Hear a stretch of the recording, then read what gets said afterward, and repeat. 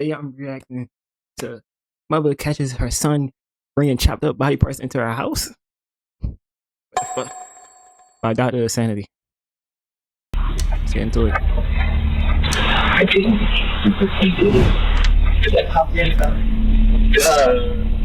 This is Marshall and his mother, Alicia. Just feet away, inside the trunk, lies the dead body of Marshall's girlfriend. He has cut her body up and plans to discard it in the remote mountains of the Sierra foothills. Over the next several weeks, a series of small mistakes in Marshall's cover-up would bring him face to face with local police and the FBI, watching detectives unknowingly walk past his murder scene and slowly discovering the monster he truly is.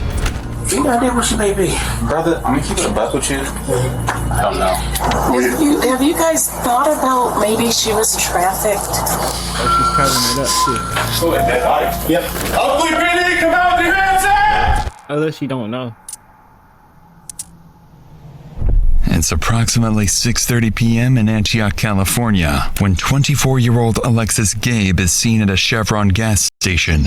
While filling up her car, she receives a message from her boyfriend. "Are you still coming over?" She replies, "I can only come by for a bit." After paying, Alexis gets back on the road, and by 6:37 p.m., she's seen arriving at her boyfriend's house. He doesn't know it yet, but she's there to break up with him. A decision that will carry far greater consequences than she expects. 2 hours pass. Then Alexis's car is seen leaving Marshall's house, but something isn't right. The vehicle takes an unusual route, one Alexis never uses to get home, and just 12 minutes later, roughly 6 miles away, it pulls into a quiet residential neighborhood. A masked figure steps out of the car, noticeably larger than Alexis. Moments later, her phone pings. "Did you make it home?" And as the figure disappears into the distance, Alexis is never seen or heard from again. Sheriff's Department. File a missing persons report. Is this a family member or friend? Family member. Sister. And how long ago did you last talk to her? No one's heard from her since she went to see her ex-boyfriend last night at 8:30. And she's not answering her phone or anything? No, it's going straight to voicemail. On the line is Alexis Gabe's sister. Her tone is urgent as she insists on filing a missing persons report immediately. To better understand the situation, dispatch sends Officer Rod Coutney to the family's home. And that's where he learns why Alexis's family is already fearing the worst. Good morning. How you doing? I'm Detective with the police department. I'm gonna get some info from you guys, and I'm gonna start looking for Alexis. That's okay. Okay. She ever make any sort of statements? No. Okay. Is she generally pretty happy? Yeah. Okay. She's always out. Not every day. Always out? Yeah. Do you know where she goes a lot of the time? With her friend, E and Ria. She's with us yesterday too. Does she have any mental health issues? This is generally an antidepressant. Yeah, I know. That's what she said. That's why she's looking for the doctor. She's seeing the doctor. Okay. When they have accident with her boyfriend, car accident. She said she have a chiropractor appointment. Who's her boyfriend? The one that we know is Marshall. Marshall. Jones, yeah. Okay. And we just found out yesterday.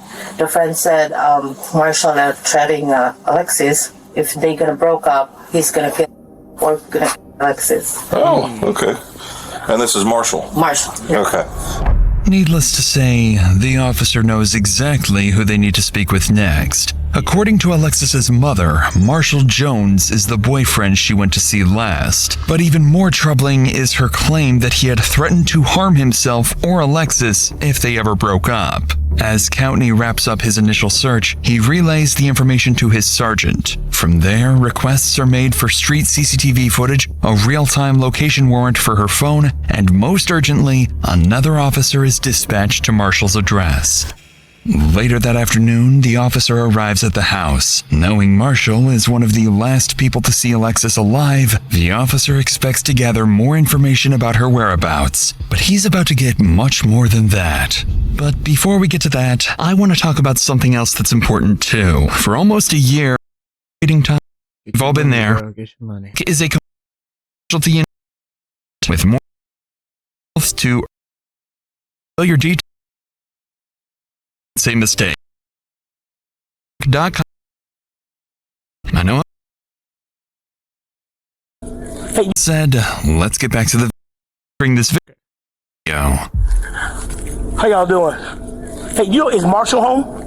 No. I'm in this now? Yes. Yeah. Okay. How y'all doing today? Good. We're praying. Okay. Suffering. Y'all be safe. Be careful now, okay?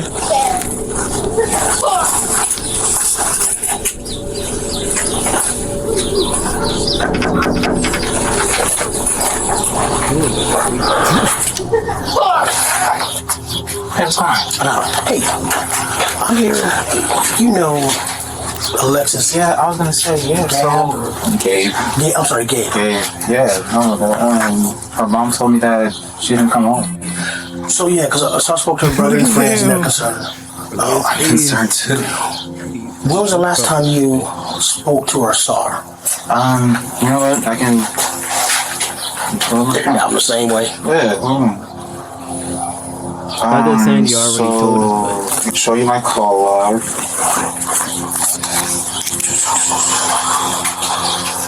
I talked to her throughout the day yesterday. Okay. I want to say 6:38 is when she told me that she was outside.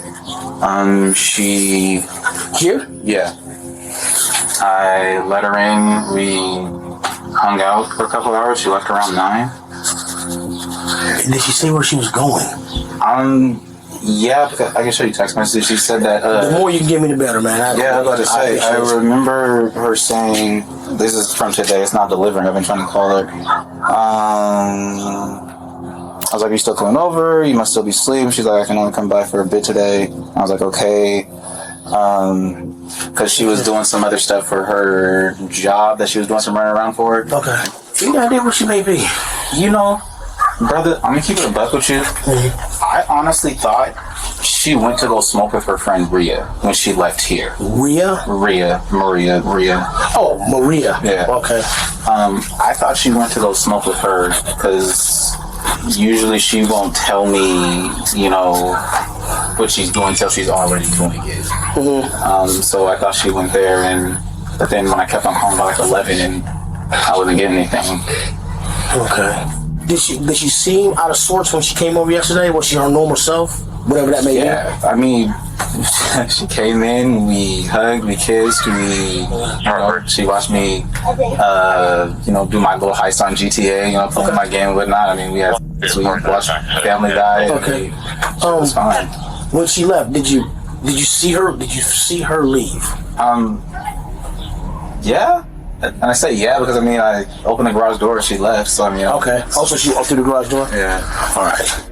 At first glance, Marshall appears far more willing to help than Alexis's family hinted towards. But as he recounts his last encounter with Alexis, his demeanor is oddly detached, at times even attempting to make light of the situation. It's the kind of behavior that doesn't go unnoticed. But before wrapping up the interview, the officer would ask one of the strangest questions possible at a moment like this.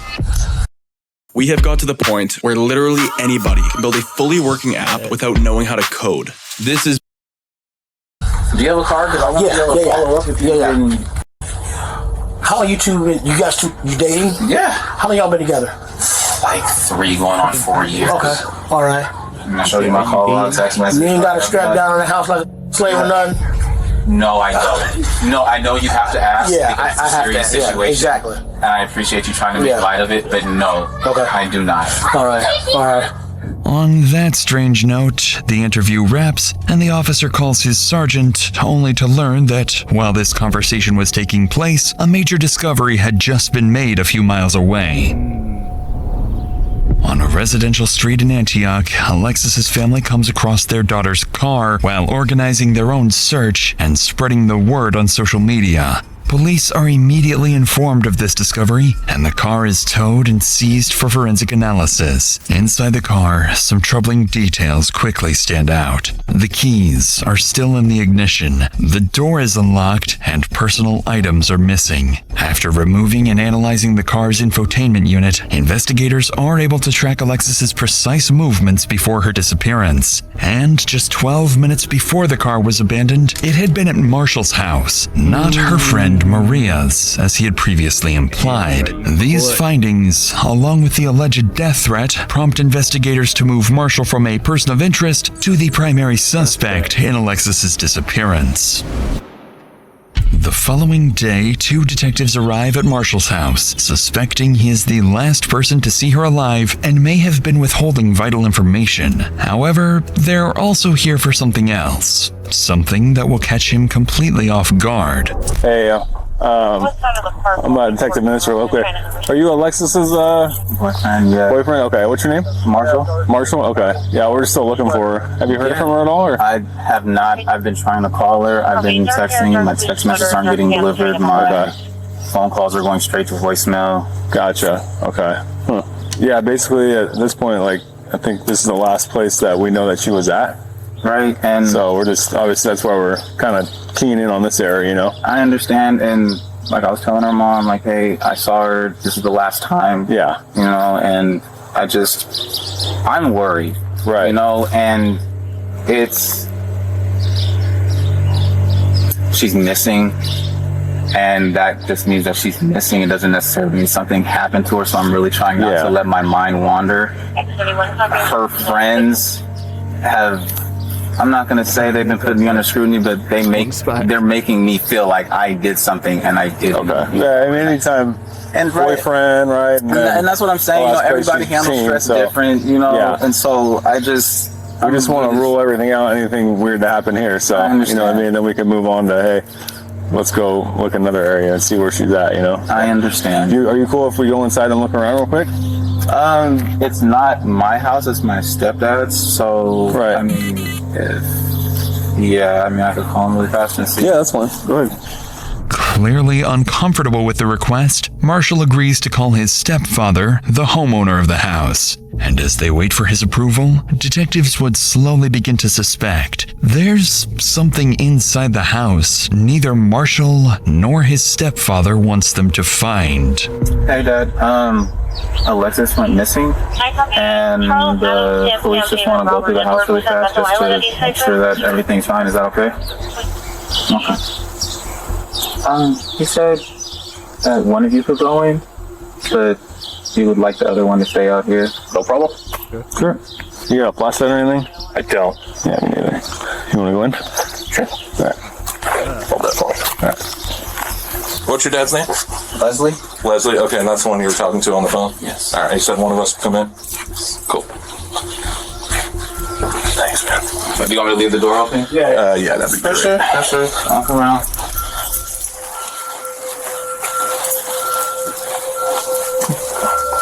Anything of hers that's here?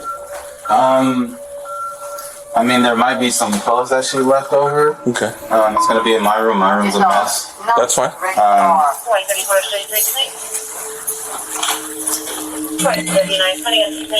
Just your room? This is my room. I know. Like I said, it's a mess. It happens, bro. Yeah. You guys drink together, I'm assuming? Yeah, at the house. As the officer moves through the house, Marshall's room quickly stands out, left in complete disarray. And as he inspects the room further, little does he know, this very place holds subtle clues and will soon become a crime scene. Don't let your vacation rental and your hammock be invisible. Get seen, get booked on Booking.com. Ego battery-powered lawn equipment has arrived at Blaine's Farm and Fleet. It's time to whip your yard into shape with... Is there upstairs? No, It's just one story. Just one story. Thank you. Appreciate it. I'm sorry. You're good. And then this is other people's rooms? White shirt, black undershirt, black pants. He's walking down the door towards Buffalo. Did you want to go in the backyard or? Probably not. All right, I'm gonna close this door.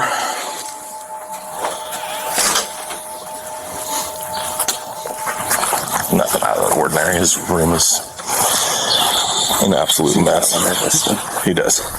Focusing on the mess, the officer overlooks the attic, a place hiding a terrifying secret. And it's no accident. Marshall has been guiding him through certain areas, carefully steering him away from others. But despite the search turning up nothing, officers aren't done with him just yet. There's something else they want to ask. So no contact from her? None whatsoever. Okay. Phone's been off. You tried to call her, I'm assuming? Indeed. Okay. Do you mind hanging up with him real quick so we can... I'm going to ask you something. Would you be willing to give us your cell phone for a forensic download? Oh, yeah. Okay. So I'm able to do all that stuff. What's the forensic download again? It just shows me all the information on your phone for a certain period of time. Oh, okay. It shows like, hey, was this phone here the whole time? Oh, yeah. Stuff like that. Okay, yeah, for sure. And then I would just have you sign like a consent form. Okay. And then you can bring it down, sign the consent form down at the PD. And then I'd take your passcode, and then I would do it that way. Okay. They want to do a forensic download just to make sure that, you know, my phone is where I said it was, i.e. where I said I was. Yeah, but she was still here when he got home? Interestingly, detectives not only gain access to Marshall's phone, but also learn that his stepfather was allegedly at the house at the same time Alexis was there. So they make a note to speak with the homeowner as soon as possible to see if his account aligns with Marshall's. Shortly afterwards, Marshall gets into his stepfather's car and follows the officers to the station. As he drives, officers ahead notice something strange. He appears anxious, swerving slightly with something large in the back of his car obstructing his view. In reality, Marshall isn't just nervous. He's just realized he's driving straight to the police station with a car full of incriminating evidence. About 10 minutes later, Marshall arrives at the station, trying to steady himself, quietly questioning why he brought this car in the first place. And the second he steps out, he realizes the officers are onto him. You know what you all have? Yeah, blankets and whatnot. Wait, do you actually have to search it, or can you just look around? Because it's my dad's car, and I kind of just want to lift the gate so I can see inside. You know? You're done. That's cool. You're done. Again, it's not my car, it's my dad's, and you have my phone, so I gotta be the dumbest people. I'll open the gate for you, though, so that way you can look inside. That'd be great.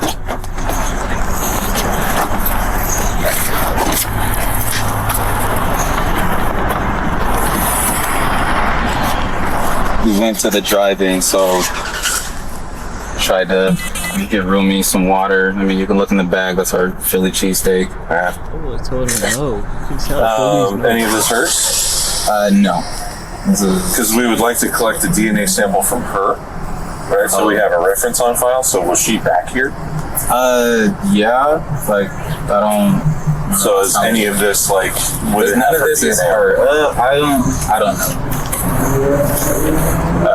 Would you mind if we like took a blanket to test it? Or? I would, because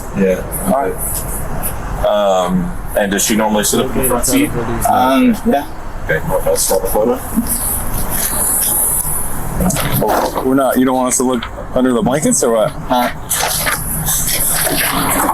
She would like to look under the blankets. I don't want you to think I have a dead body or anything. No, I was just.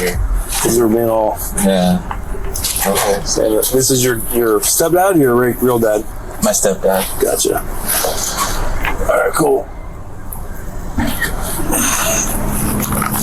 Naturally, Marshall's unwillingness to show what's in the trunk immediately raises red flags for the officers. Once it's opened, they find multiple blankets, pillows, and food waste, with Marshall insisting that he and Alexis used the car as a bed at the drive-in. With suspicion mounting, they get Marshall to sign a consent form, download the data from his phone, and then return it to him. And as they let him go, detectives believe the contents of Marshall's phone may finally reveal what he's been hiding, unaware that this entire investigation is about to start going downhill.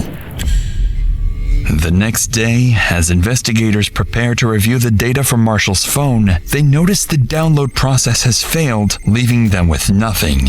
Realizing Marshall's willingness to cooperate may already be reaching its limits, detectives decide not to push any further for now and instead turn their attention elsewhere. There's still one person they haven't spoken to yet. Marshall's stepfather, the homeowner who was allegedly inside the house the same night Alexis disappeared. If something happened to her that night, he may have witnessed it. With that in mind, they drive back to the house to speak with him, where they'll begin to suspect that not everyone wants them to discover the truth behind Alexis's disappearance.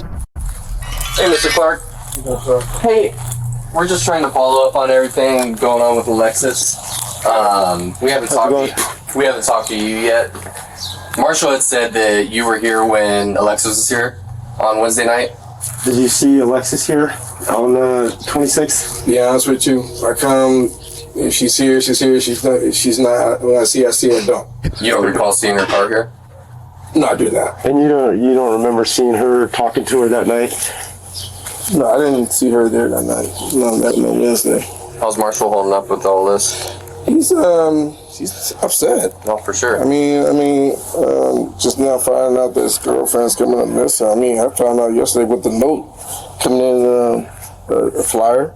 Oh, yeah. Flyer and stuff. Saying that she's missing. I'm like, what the hell is going on? What was she like as just an everyday person? Like, she's good? Sweet. Yeah. I mean, she's just a good young lady. She never brought drama to your house or anything like that, or? What couples? I mean, aside from couple drama. Yeah. I mean, they never argued in front of me. But like, she never brought any outside BS to your house or anything like that. No. Is Marshall around? I know one of the detectives was trying to reach him and he hadn't returned his phone call. Marshall's not here. And he said he's gonna go talk to his mom. Me and his mom don't really, conversate like that. With this information, police now know where to look for Marshall next. His mother's house. What catches the officers off guard, however, is Leslie's refusal to confirm being with Marshall and Alexis the night she disappeared, directly contradicting what Marshall had previously told investigators. Now faced with more questions than answers, officers leave to figure out their next move. From this point forward, the investigation into Alexis's disappearance quietly begins to shift in a much darker direction. Police, Lord! Come in.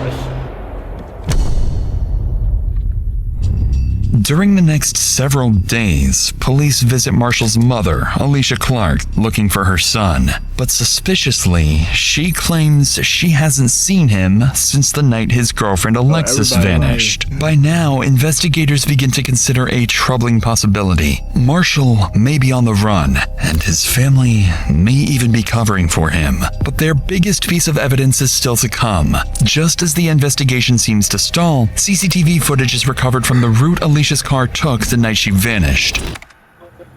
For roughly 12 minutes, the car is seen speeding from Marshall's home to the residential area where it's eventually abandoned. A masked figure is seen stepping out of the car, noticeably larger than Alexis, with a more masculine build. As detectives begin tracking the figure's movements through nearby cameras, they watch it move calmly for over a mile until it arrives somewhere completely unexpected: Marshall's mother's house. This development makes investigators certain that the masked figure was none other than their prime suspect, Marshall. And with that, an emergency search warrant for his home is secured immediately. On February 1st, more than a dozen officers arrive at the house, convinced there is far more inside than Marshall originally let them see.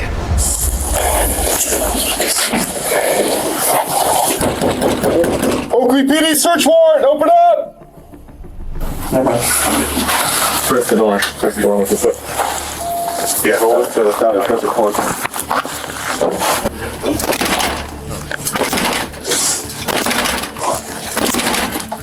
Yes. You need that spray. You need the spray? Grab more. There you go. Oakley PD! Come out with your hands up! Hands up! Check the left, check the left. I got a door on the right. Check that door. That's clear. Oakley PD, come out with your hands up! Search warrant!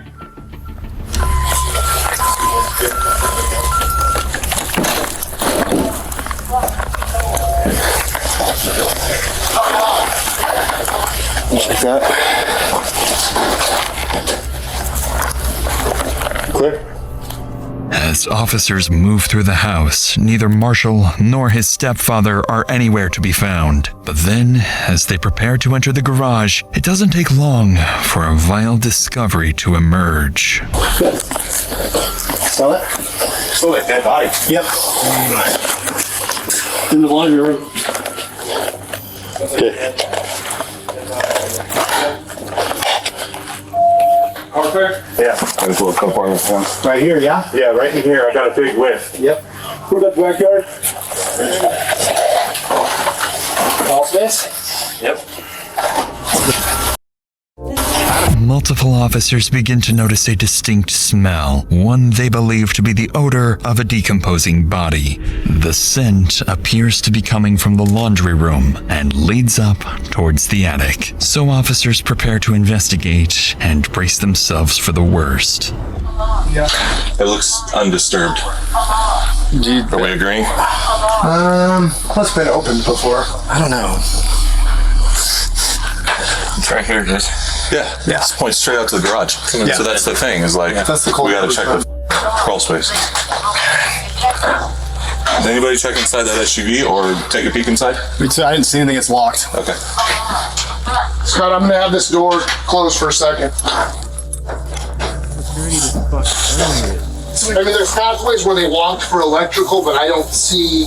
No footprints, no drag marks. No, I mean, it's just you can see where they're walking, Okay. doing something, but I don't. Hey, they said they could smell something right where you're at, Logan. Like there's a vent, it's coming from the vent kind of. Yeah, once we hit this area and start walking to the garage is where I smelt it. Does it look like blood and hair? Yeah. Let me see. Black hair. Look at.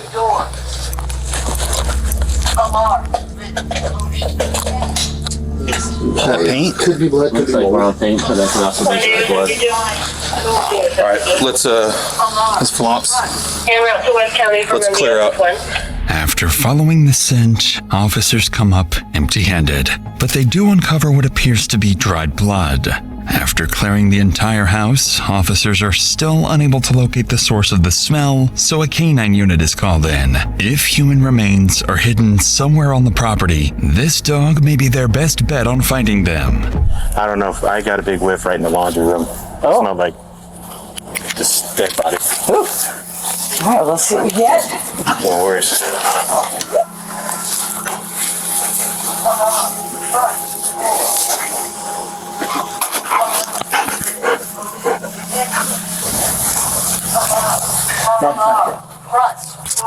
So that had none of the other behaviors that we're looking for. Keep checking. Okay, good girl. Alarm. Front door. And then that's the attached garage. Oh, can we go in there? Yes.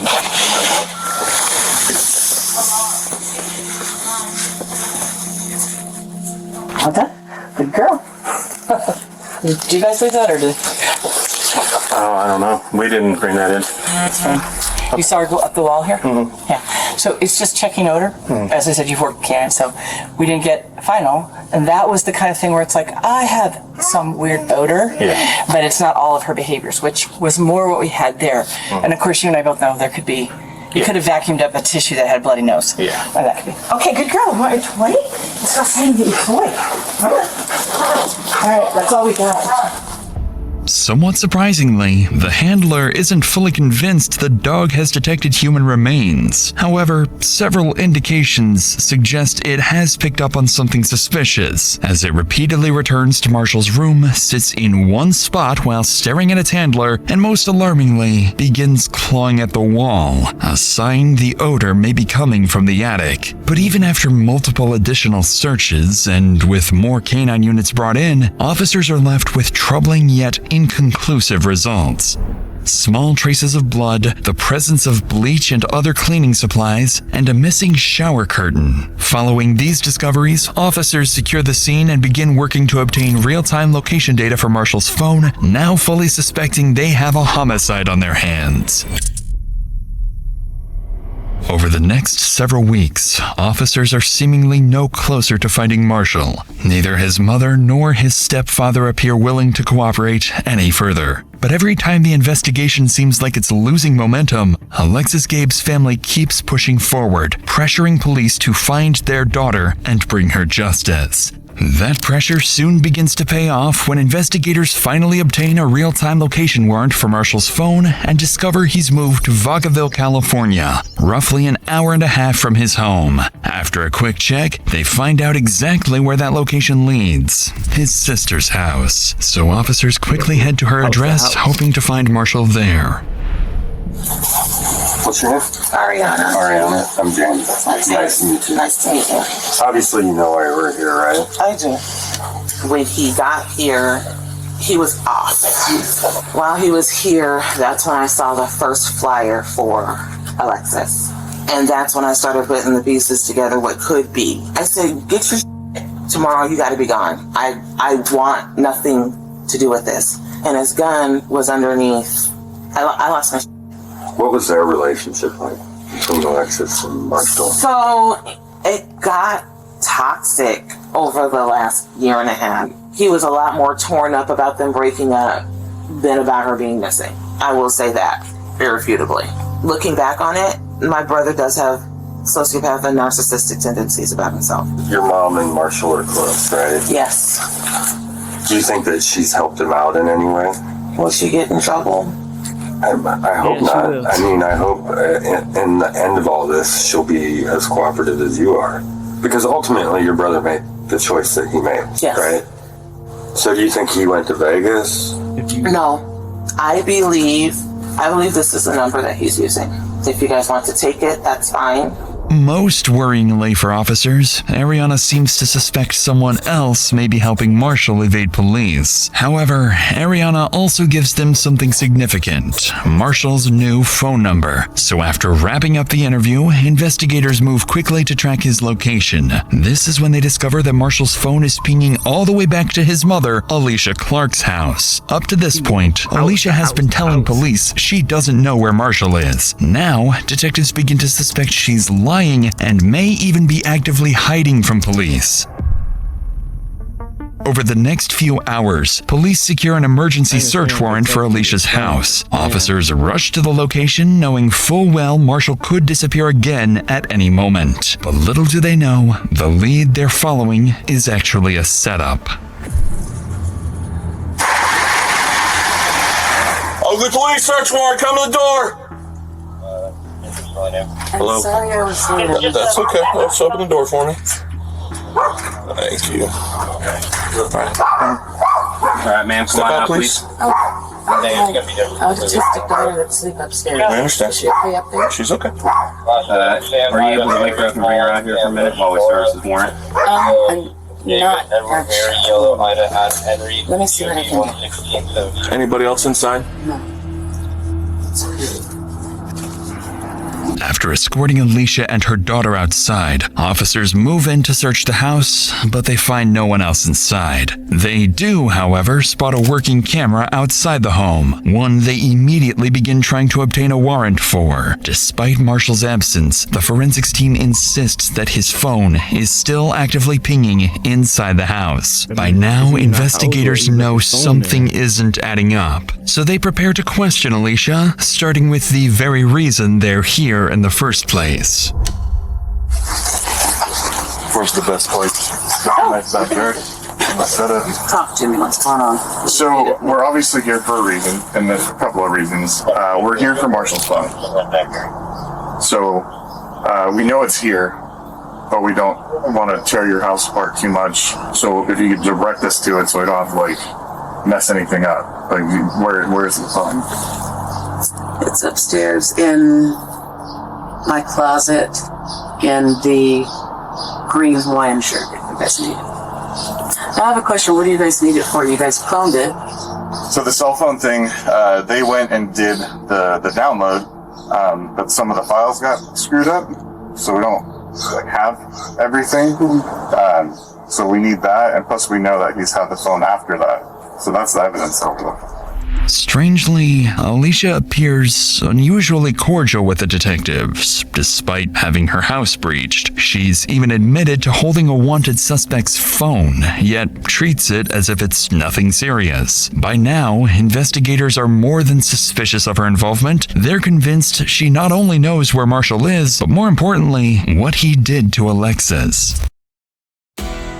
Whether you're a professional or just love getting hands-on with your home projects. So, he's obviously not here, so you know where Marshall is? Hand to God, I do not know. I do not know. I've intentionally told him, do not tell me where you are. It's just the situation I don't want to know. So you're distancing yourself? Oh God, no, not Okay. Not at all. I just know this isn't who we are. I mean, And we don't believe that. yeah, We I just, better not. we just, You guys are just doing your job. right. We have to try our best to get answers, right? Yeah. So that's why we do this. I'm definitely not distancing my son. I'm not. Okay. That's not the reason. What do you know? I know that the two of them had a solid relationship. I mean, for Valentine's Day, he wanted to get her an edible arrangement. I couldn't afford it.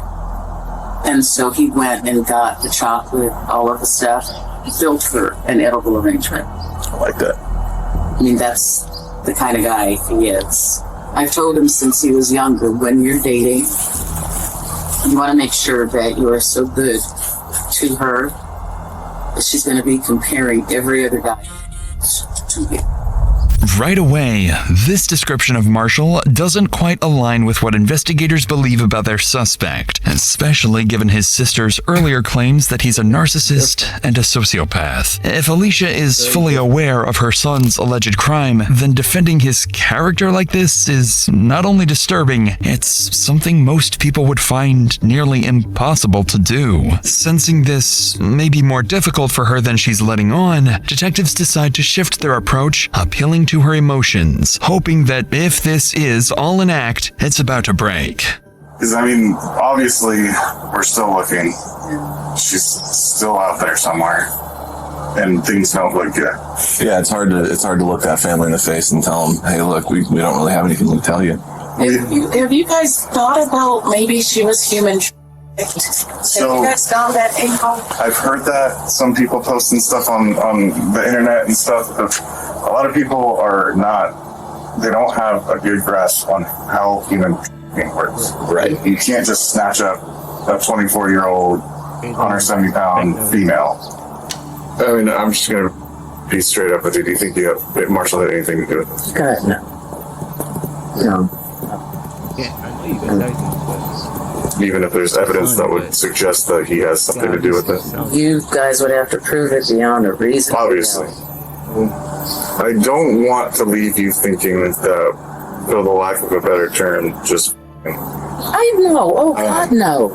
No, not at all. There's a reason. I mean, I can only leave you with that, but I can't Well, that's even saying too much. You tell me. I don't want you to to just, like I just said. I mean, we've been both agencies here and the DA's offices that we've all been working on this for 3 months now. We've looked every which way. Despite the detective's best efforts, Alicia doesn't appear to budge. And the worst part is that her dismissive attitude seems to work. Although officers inside manage to locate Marshall's phone, they find it's been wiped completely clean. And with nothing concrete tying Alicia to the disappearance, investigators are once again forced to leave empty-handed. With no body, no confession, and no idea where Marshall may have gone, Alexis's case slowly starts going cold. Months go by with no new leads on Marshall's whereabouts. But then, investigators finally secure a warrant and obtain the CCTV footage from his mother's house. And as detectives start analyzing the footage, they begin to understand how Marshall managed to stay one step ahead of investigators for so long. Inside these large plastic bags, investigators believe are Alicia's remains and suspect Marshall's mother was aware of it. Following these developments, investigators reach out to Marshall's sister and learn he has a friend at an apartment complex in Kent and may be hiding there.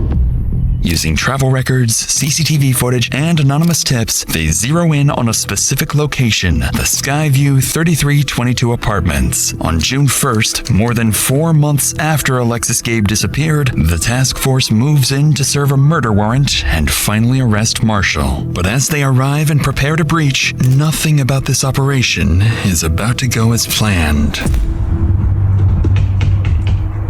Police, door! Marshall Jones, open the door!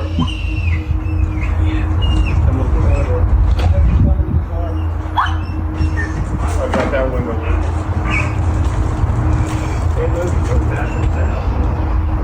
Open the door! The door slowly. Open the door, do it now. Open the door, do it now. You gone? Open the door, do it now. Come out. Oh. My hand? Nigga shot at the police. Yeah, came to the door with a knife. After emerging with a kitchen knife, Marshall is shot multiple times by 3 officers. Despite immediate medical aid, he is pronounced dead at the scene.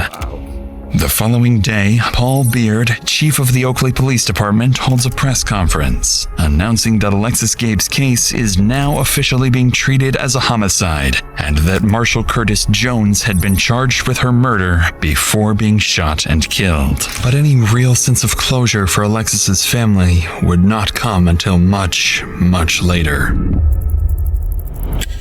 On November 3rd, while metal detecting near Jackson Road in Plymouth, a local resident discovers what he believes to be human remains and immediately calls 911. When officers arrive, they're left speechless. Scattered across the mountains are the remains of a young woman. A forensic odontologist is brought in and, using dental records, confirms the remains are those of Alexis Gabe. In the aftermath, her family expresses a mix of devastation and relief. They continue pushing for charges against Marshall's mother and hold memorials in Alexis's honor. To this day, Alexis's family continues demanding justice and launching a petition criticizing the Contra Costa County District Attorney's Office for its handling of the case and calling for stronger accountability for victims' families. But despite these efforts, Marshall's mother is only temporarily detained. Without sufficient evidence, she is never charged as an accomplice, and the same is true for the rest of Marshall's relatives, something that continues to infuriate Alexis's family to this day. As of now, there is still no definitive motive for Alexis's murder, only that their relationship was deeply toxic. And perhaps, when Alexis finally decided to break up with him, Marshall made a final, irreversible decision. If he couldn't have her, then no one could. Crazy.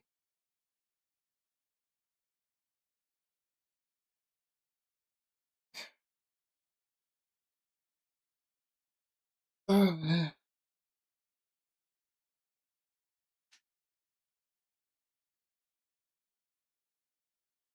Crazy ass video.